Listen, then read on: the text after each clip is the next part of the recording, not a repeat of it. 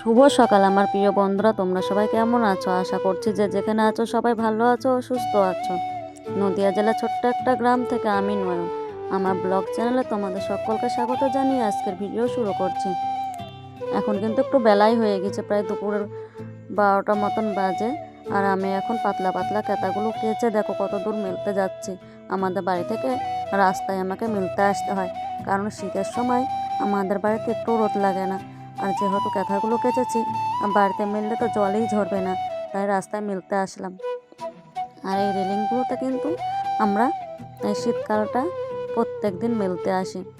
আর কাঁথাগুলো দেখো আমি এখানে ভালো করে মেলে দিচ্ছি। দুটো কাঁথা কেচেছি, দুটো কাঁথাই এখানে আমি মেলে দিয়ে যাব। আমাদের বাড়ি থেকে অনেকখানি রাস্তায় আসতে হয়, আর অনেক কষ্ট করে কিন্তু ভিজা কাঁথাগুলোকে আমি এখানে নিয়ে এসেছি বয়ে।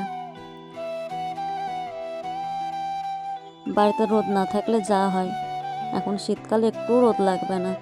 তারপর আমি বাড়ি চলে এসেছি। বাড়ি এসে দুপুরের কাজগুলো করে নিচ্ছি।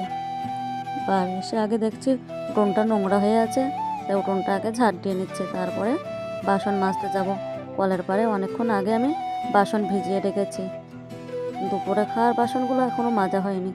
উঠোনটা ঝাড় দিয়ে বাসনগুলো মেজে তারপরে আমি স্নান করব। এই দেখো বাসনগুলো আমি মেজে নিয়ে ভালো করে ধুয়ে নিচ্ছি। বন্ধুরা, তোমরা সবাই আমাকে একটু সাপোর্ট করো ও আমার পাশে থেকো। বাসনগুলো আমি একটা একটা করে ভালো করে ধুয়ে নিলাম। আর ওই যে ওইদিকে দেখেছো, ওইদিকে ওরা অনেক নোংরা মাটি ছিল, ওগুলোর উপরে আগুন ধরিয়েছিল। আর যত ধোঁয়া আমার চোখে এসে লাগছিল, আর আমার চোখ প্রচণ্ড জ্বলে যাচ্ছিল। আমি এদিকে কাজ করছিলাম, আর তোমাদের দাদা ভাই ফুচকার জন্য চাটনি বানাচ্ছিল। আর আমার ছেলে দেখো ওই চাটনি বানানোর জন্য আমাদের জালে কিন্তু আগে তেঁতুলটা ভালো করে বেঁধে নিতে হয়। আর এদিকে ধরার জন্য আমার ছেলে বসেছিল। আমি এদিকে যেহেতু কাজ করছিলাম, দেখো প্রথমে আমরা কিন্তু চিনিটাকে ভালো করে গলিয়ে নিয়েছি। তারপরে তেঁতুলের কাঠটা ছিল, সেই কাঠটা ভালো করে সেই চিনির মধ্যে দিয়ে নিয়েছি। তারপরে ভেতরে মশলা দিয়ে ভালো করে নাড়িয়ে চাড়িয়ে নামিয়ে নিলে ফুচকার জন্য একদম রেডি চাটনি।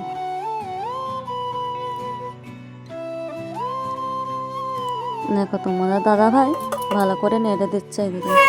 তারপর আমি স্নান টান করে এসে পুজো দিয়ে নিলাম। পুজো দিয়ে আমি এখন দেখো শঙ্করাকে বাজাচ্ছি।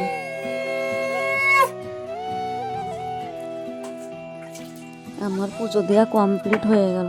বন্ধুরা, তোমরা সবাই আমার পাশে থেকো ও আমার চ্যানেলটাকে সাবস্ক্রাইব করো।